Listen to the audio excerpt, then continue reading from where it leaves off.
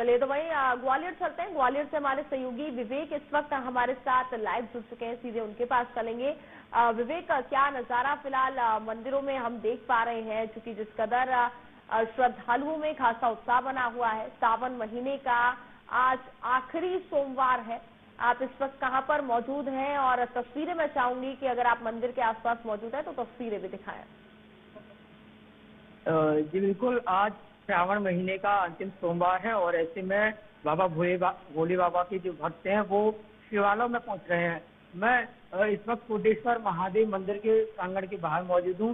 इस मंदिर के का भी एक अलग इतिहास है और सुबह से ही यहाँ लगभग यानी कि 2:30 बजे से ही यहाँ मंदिर के पट खोल दिए गए। तभी से यहाँ भक्तों का तांता यहाँ देखने को मिल रहा है और ऐसा अनुमान लगाया जा रहा है कि देर शाम तक यहाँ हजारों की तादाद में श्रद्धालु दर्शन करने के लिए पहुंचेंगे। ये मंदिर लगभग 150 साल पुराना है और इस मंदिर में जो शिवलिंग स्थापित है वो 400 साल पुराना बताया जाता है। इतिहासकारों की माने तो मुगल शासक औरंगजेब ने जब ग्वालियर दुर्ग पर आक्रमण किया था तब उसने ग्वालियर किले पर अपना आधिपत्य जमा लिया था। ऐसे में जब इस मंदिर दुर्ग पर ये मंदिर बना हुआ था तो वहाँ पर ये शिवलिंग स्थापित था। मुगल शासक ने अन्य धार्मिक स्थलों की तरह उस शिवलिंग को भी हटाने के लिए अपने सैनिकों को आदेश दिया था। सैनिकों ने उस दिव्य शिवलिंग को हटाने के लिए काफी प्रयास किया। जब शिवलिंग को हटाने का प्रयास किया जा रहा था तभी काफी नाग यानी कि हजारों की संख्या में नाग वहाँ एकत्र हो गए और शिवलिंग की रक्षा की। लेकिन सैनिकों ने अन्य दूसरे तरीकों से शिवलिंग को वहाँ से उखाड़ दिया और दूर 500 मीटर जाकर ग्वालियर के किले की दीवार से फेंक दिया। आज ये शिवलिंग जहाँ मौजूद है ये वही स्थल है जहाँ पर शिवलिंग को स्थापित किया गया है।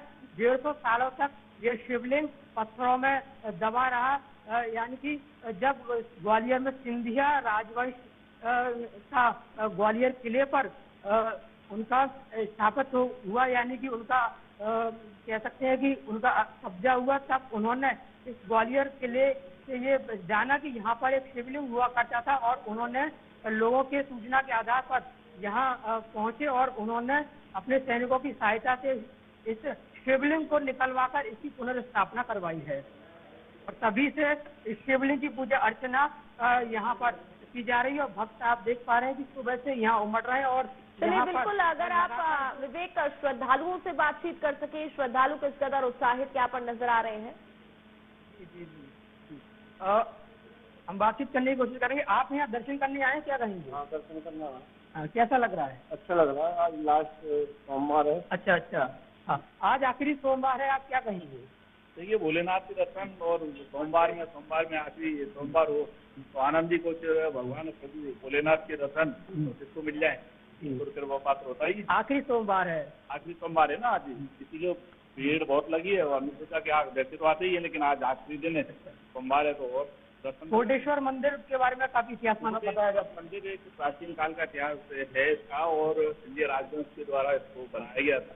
इसकी काफी प्रतिष्ठा है, प्रसिद्ध है, इसलिए इसकी प्राण प्रतिष्ठा जो उस समय के संत महात्माओं ने की है। प्राचीन मंदिरों की जितने भी संत महात्माओं में जो प्राण प्रतिष्ठा पूरे विधि विधान के अनुसार की जाती है, इसलिए उनमें अलग ही शक्ति नजर आती है। चलिए, बहुत बहुत धन्यवाद। कुछ और भक्तों से बातचीत करने की कोशिश करेंगे। भाई साहब, आप यहाँ दर्शन करने आए, क्या कहेंगे? बढ़िया लगा। अच्छा, आप यहाँ दर्शन करने आई हैं, क्या कहेंगे? कितने सालों से आ रही हैं? 2 साल। तो आज आखिरी सोमवार है, कैसा लग रहा है, क्या कहेंगे? बहुत बढ़िया। अच्छा, मनोकामना मांगने जाएंगे? हाँ। चलिए, तो निश्चित रूप से आज आखिरी सोमवार, ऐसे में आप आपसे बात करेंगे। आप दर्शन करके आ रही, क्या कहेंगी? आखिरी सोमवार है, क्या दर्शन हो गए?